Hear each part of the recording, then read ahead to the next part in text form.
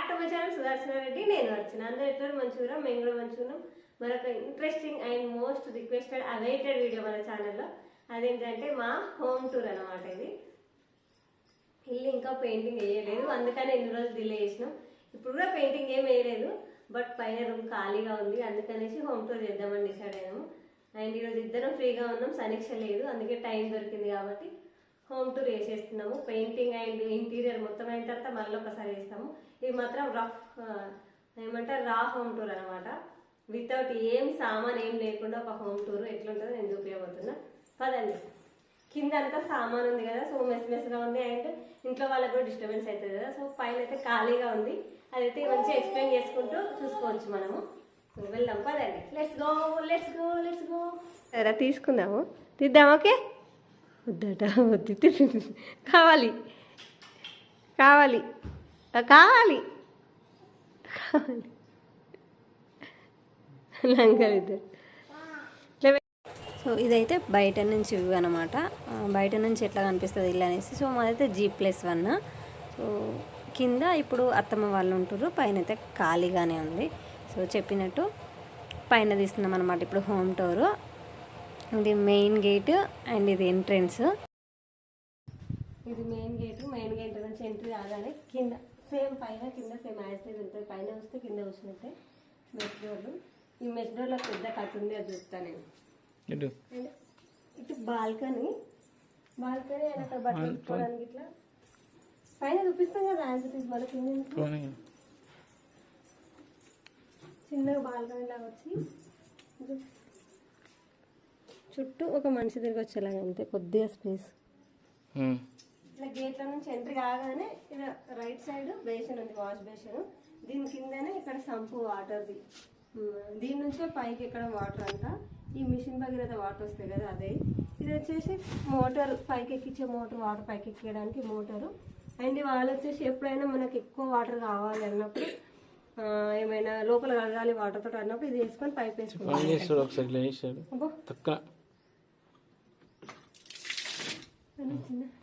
అట్లా వస్తాయి అంటే ప్రెషర్గా కావాలనుకున్నాం. అండ్ ఇక్కడ మనకి పైన ఇది ఉండదు, మెట్ల కింద బాత్రూమ్. ఇది మెట్ల కింద బాత్రూమ్ ఉంది, పైన ఉండదు ఇది.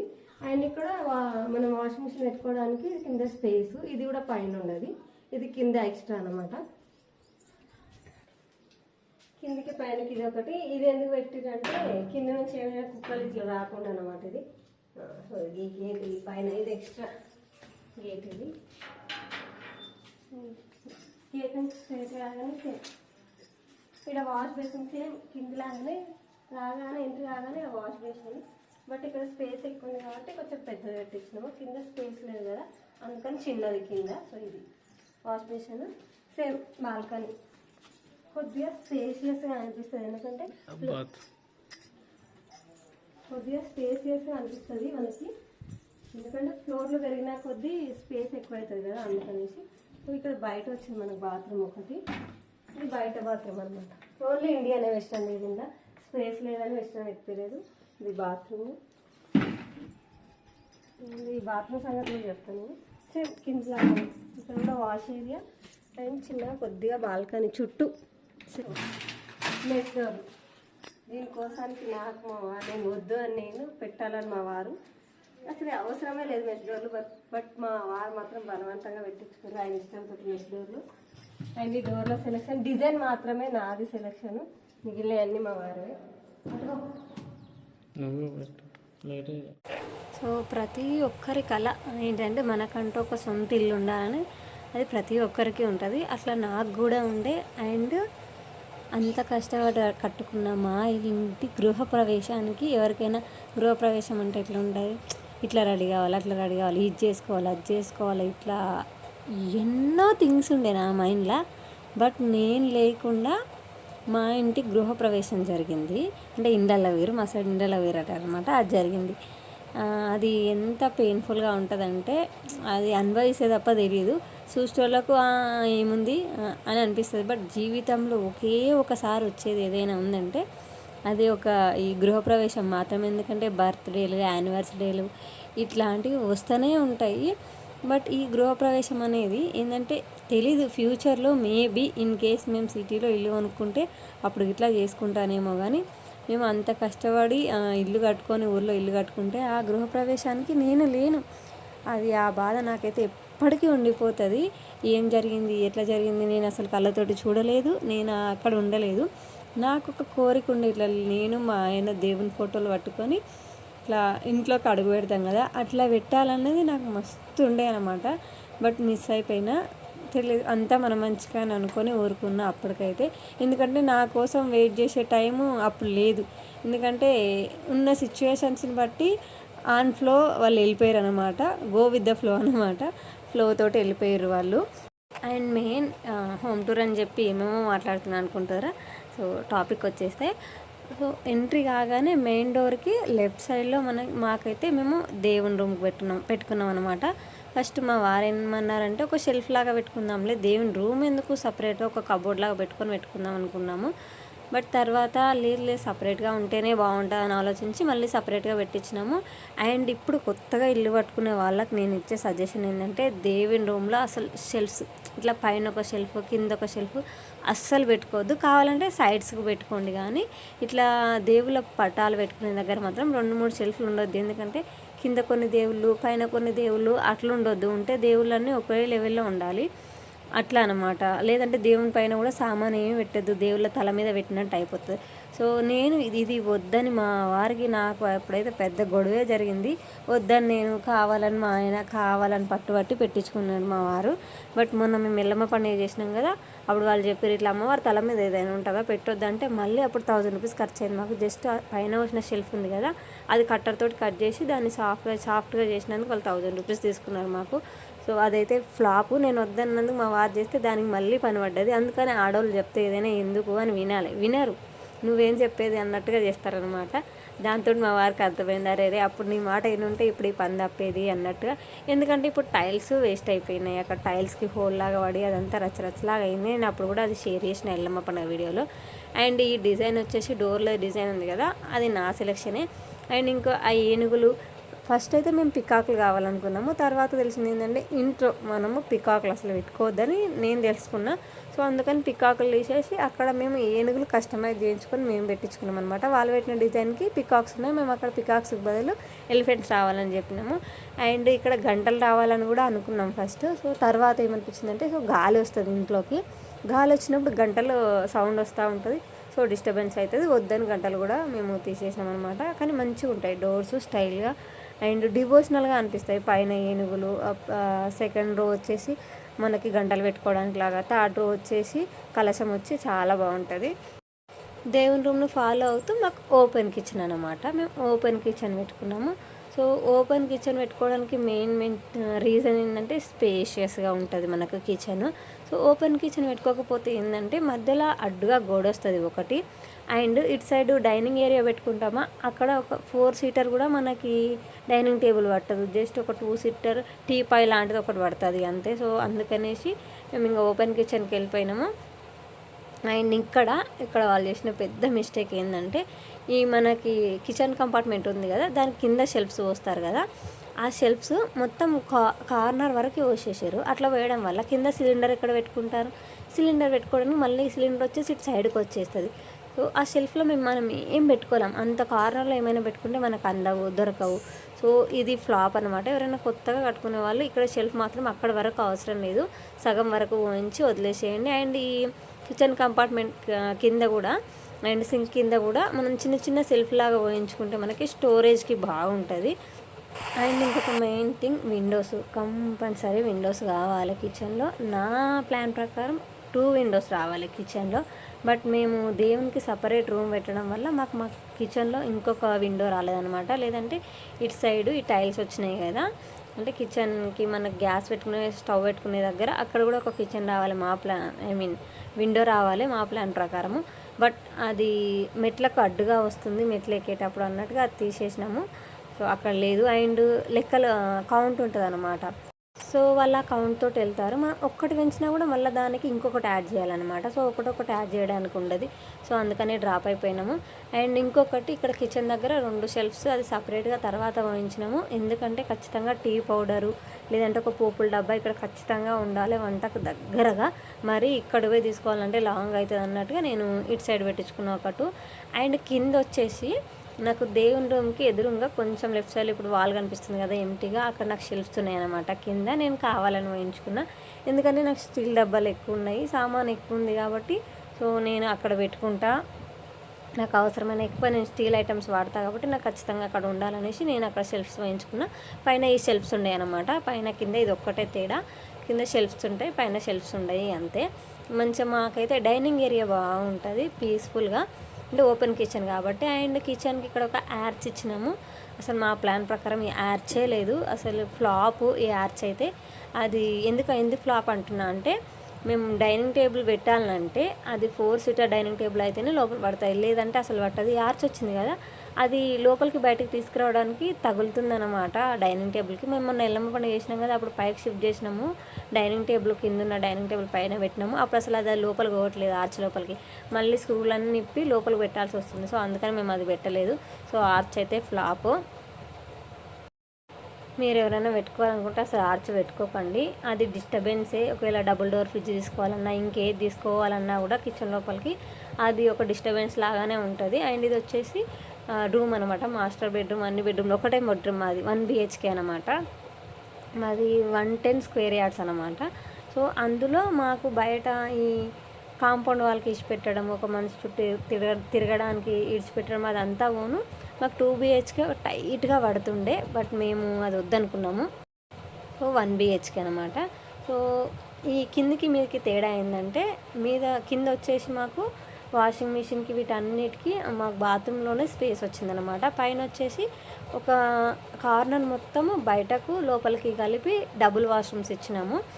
సో ఆ వాష్రూమ్స్ పైననే స్టోరేజ్ స్పేస్ ఇచ్చినామన్నమాట. ఫుల్ ఆ కార్నర్ వరకే ఉంటుంది మనకు స్టోరేజ్ స్పేస్. అండ్ వెలుతురు అయితే ఆసమ్గా ఉంటుంది, అంటే మంచిగా వస్తుంది పైన కాబట్టి. అటు సైడ్ ఏమి ఇండ్లు ఇట్లా ఏమీ లేవు, సో ఎంటీ ప్లేస్ కాబట్టి మంచిగా వస్తుంది వెలుతురు. అండ్ పీస్ఫుల్గా ఉంటుంది. ఏమంటారు, పొలాలు అవన్నీ కనిపిస్తాయి. అక్కడ ఆనకట్టలాగా అనిపిస్తుంది, అదే కొండపోచమ్మ రిజర్వాయరు.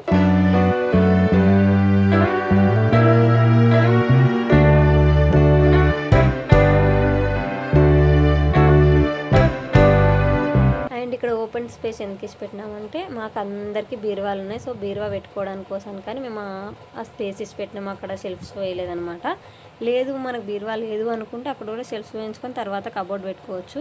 అండ్ షెల్ఫ్స్ వేయించుకునేటప్పుడు మనం ఖచ్చితంగా వాళ్ళని అడగాలి, అంటే కొంచెం మాకు ఈ షెల్ఫ్లు అనేవి కొద్దిగా వెడల్పు ఎక్కువ ఉండేటట్టు చూడండి. లేదంటే మనం బట్టలు కానీ ఇంకేమైనా వస్తువులు కానీ షెల్ఫ్లలో పెట్టుకున్నప్పుడు అవి పడిపోతూ ఉంటాయి కింద. లేదు, అట్లా తక్కువ స్పేస్ పెట్టించుకుంటే ఏంటంటే మనకు అసలు బట్టలు పట్టవు. అందుకనే కొంచెం ఎక్కువ ఇది కావాలని చెప్పి మరీ పోయించుకున్నాం మేము. మాకు కొంచెం బయటకనే ఉండాలి, కొద్దిగా స్పేషియస్గా ఉంటేనే ఎక్కువ బట్టలు పడతా ఎక్కువ పెట్టించుకోగలుగుతాం అనేసి చెప్పి మరీ పెట్టించుకున్నాము.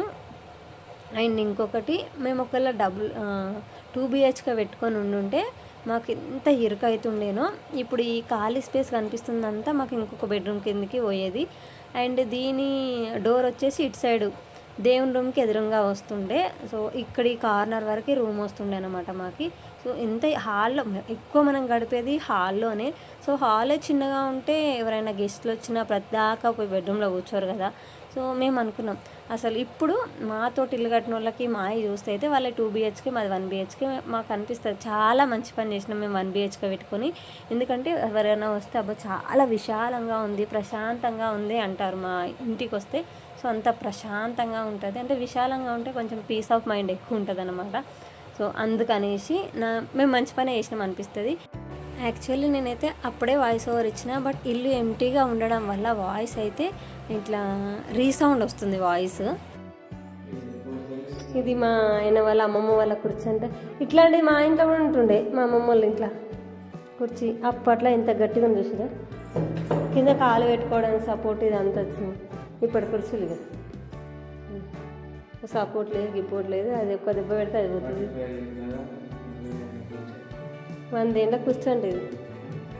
నువ్వు చూసే వరకే ఉంది ఆ కుర్చీ, అంతకన్నా ముందు ఎప్పుడు తయారు చేసారు దాన్ని?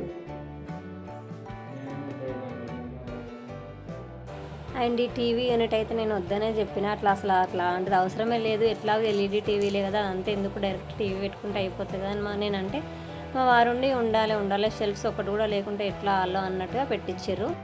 అండ్ మెయిన్గా విండోస్ పెద్దగా పెట్టినాం బాగుంది, కానీ ఈ గ్రిల్స్ ఏమంటారు స్క్వేర్ షేప్లో ఉన్నాయి అనమాట గ్రిల్స్. అట్లా కాకుండా జస్ట్ స్ట్రైట్ ఆర్ హారిజెంటల్గా పెట్టించుకోండి. అవి అయితే వేస్ట్, క్లీన్ చేయడానికి రావట్లేదు, బాగా కష్టమవుతుంది. అండ్ బాల్కనీ కూడా మాకు స్పేషియస్గా వచ్చిందనమాట. ముందు బాల్కనీ అంటే కిందితోటి పోలిస్తే పైన పెద్దగా అనిపిస్తుంది మాకు, ఎందుకంటే కింద గేటు అదంతా క్లమ్జీగా ఉంటుంది కదా, పైన వచ్చేసి స్పేషియస్గా అనిపిస్తుంది మనకు. అంతే సేమ్ కింద ఎంత ఉందో పైన కూడా అట్లా అనిపిస్తుంది. కానీ ఫ్లోర్స్ పెరిగిన కొద్దీ కొంచెం పెద్దగా అయినట్టుగా అనిపిస్తుంది అన్నట్టు, స్పేస్ ఎక్కువ అయినట్టు అనిపిస్తుంది.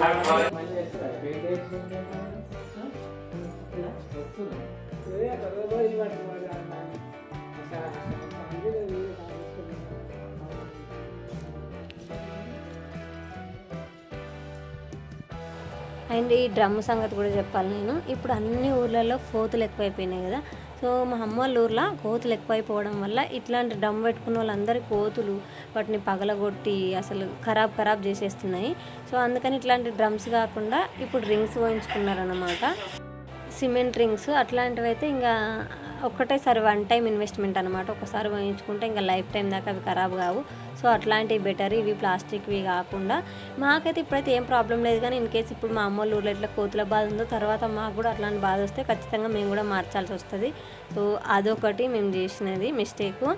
అండ్ ఇంకొక మిస్టేక్ ఏంటంటే మా మెయిన్ డోర్స్ అసలు గట్టిగా లేవు, స్ట్రాంగ్గా లేవు. గట్టిగా బలం ఉన్నాడు ఒక్క తన్నది అంతే అవి ఇరిగిపోతాయి, అట్లున్నాయి. అసలు పతలా ఉన్నాయి, ఒక ఫ్లైవుడ్ లాగా ఉంది. అది అసలు చెక్కవి మంచి చెక్క వాటితో చేయించినట్టుగా లేవు. సో వేస్ట్ ఆఫ్ మనీ అయింది అదైతే. తర్వాత ఖచ్చితంగా మార్చాల్సి వస్తుంది వీటిని, అవి చాలా లైట్ వెయిట్గా ఉన్నాయి. అది మా వాళ్ళు చూసుకోకుండా ఓవర్లుక్లో వాళ్ళు ఫిట్ చేసి వచ్చి అసలు ఆ గృహప్రవేశం అప్పుడు కూడా వాళ్ళ హడావిడిలో వాళ్ళు ఉండడం వల్ల ఏమీ చూసుకోలేదు. తర్వాత ఇప్పుడు చూస్తే ఏం లాభం, మనం తెచ్చుకున్నాము, ఫిట్ చేసినాము, అయిపోయింది కదా, ఇప్పుడు వాళ్ళు తీసుకోలేరు. అండ్ ఇంకొక థింగ్ ఏంటంటే అసలు బయట స్పేస్ అనేది మాకు అసలు యూజే అయితే లేదు. కొంచెం చిన్నగా పెట్టుకుని ఉంటే మాకు ఇంకా కొంచెం రూమ్స్ స్పేషియస్ అవుతుండే. ఇప్పుడు కూడా చాలా స్పేషియస్ అవుతాయి, కానీ బయట మనకు యూజ్ లేనప్పుడు దాన్ని ఎందుకు అట్లా వదిలిపెట్టారో తెలియదు, కొద్దిగా వదిలిపెట్టుకుంటే అయిపోతుండే. సో అదొక మిస్టేక్ మేము చేసింది. అండ్ ఇంకొకటి ఏంటంటే ఈ టైల్స్ కాదు, ఇవి గ్రానైట్ మేము వేయించినవి. సో మేము బ్లాక్తో వెళ్ళినాము. సో మేమేం ఆలోచించినామంటే వైట్ గ్రానైట్ వేస్తే ఏంటంటే అది ఊరికే మాసిపోతుంది. సో ఉండేది పెద్దవాళ్ళు కాబట్టి వాళ్ళు అంత అస్తమానం క్లీన్ చేసుకోరు అన్నట్టుగా మా వారు బ్లాక్ తోటి వెళ్ళారు. యాక్చువల్లీ నా ప్లాన్ అయితే రెడ్డిష్ బ్రౌనిష్లో లైట్ బ్రౌన్లో ఒకటి ఉంటుంది, అది అసలు మరకలే కనిపించవు. సో అది వెళ్దామని నేను చెప్పిన, నాతోటి సరే అన్నారు. ఇక్కడ కార్నర్స్లో వేస్తారు కనిపించిందా, సో అదే అనమాట నేను ఏమని చెప్పింది. నాతోటి సరే అని చెప్పారు. అక్కడ వెళ్ళిన తర్వాత ఆయనకి ఇది నచ్చిందంట, సో ఈ బ్లాక్ వేసారు. సో బ్లాక్ కూడా వైట్ మీద ఎంత కనిపిస్తుందో దానికంటే ఎక్కువనే బ్లాక్ మీద కూడా కనిపిస్తుంది. ప్రతి చిన్న మరక కూడా కనిపిస్తుంది. ఇట్లా నుంచి సైడ్ మనం ముందు చూస్తే కనిపిస్తుంది, సైడ్ ఒక దగ్గర కూర్చొని ఒక సైడ్కి చూస్తే ప్రతి మరక కనిపిస్తుంది. సో బ్లాక్ తోటి అస్సలు వెళ్ళకండి. ఏదైనా బ్రౌనిష్ లేదంటే క్రీమిష్ అట్లాంటి వాటితో వెళ్తే మనకి క్లీనింగ్ ఈజీగా ఉంటుంది, మంచిగా ఉంటుంది, అంటే మెయింటెనెన్స్ బాగుంటుంది అనమాట. సో ఇది మా హోమ్ టూరు. ఇంకా ఇంటీరియర్ డిజైన్ అవన్నీ ఇంకా ఏమీ అవ్వలేదు, ఇంకా చాలా చాలా చాలా వర్క్ ఉంది. సో హోప్ఫుల్లీ అతి తొందరలోనే చేస్తామని అనుకున్నాము.